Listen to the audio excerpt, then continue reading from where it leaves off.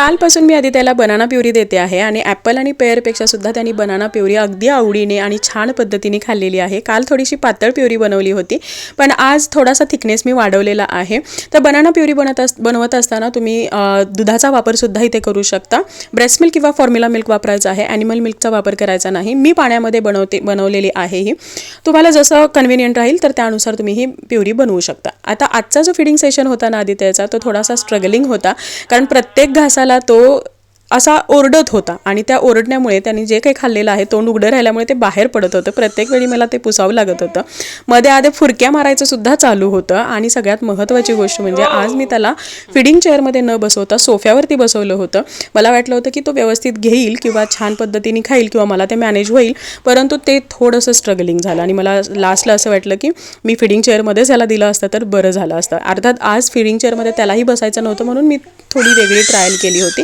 आणि ही जी गोष्ट आहे ना, ही आई आणि बाळासाठी दोघांसाठी सुद्धा व्यवस्थित जावं किंवा आईने हे एन्जॉय करावं, बाळाने सुद्धा ते व्यवस्थित घ्यावं, यासाठी ही फीडिंग चेअर खूप जास्त महत्त्वाची आहे। एनिवे, कालच्या व्हिडिओवरती जे कमेंट आली होती की बाळाला केळी दिल्यामुळे पोटातलं येतं का, तर अजिबात नाही। पहा, आमच्याकडे तर थंडीही भरपूर आहे, अगदी स्नो होतो आहे, तरी सुद्धा मी बाळाला ॲपल प्युरी, पेअर प्युरी आणि आज बनाना प्युरी सुद्धा दिलेली आहे। बाळाला अजूनही सर्दी कधी झाली नाही आणि होणारही नाही याची मला खात्री आहे। शिवाय पोटातलं येणं म्हणजे काय, बाळाच्या पोटामध्ये दुखणं। जर तुम्ही योग्य प्रकारे बसवून बाळाला व्यवस्थित जेवढा त्याला हवा आहे तेवढाच आहार देत असाल तर बाळाच्या पोटामध्ये दुखणार नाही, गॅस होणार नाही। प्रॉपर वे सुद्धा तेवढाच गरजेचा असतो। तुम्ही फोर्सफुली फीड करत असाल, बाळाला गरजेपेक्षा जास्त देत असाल तर त्यावेळी मात्र बाळाच्या पोटामध्ये दुखू शकतं। मग ती केळीच आहे असं नाही, कोणताही पदार्थ असला तरी ते होतं।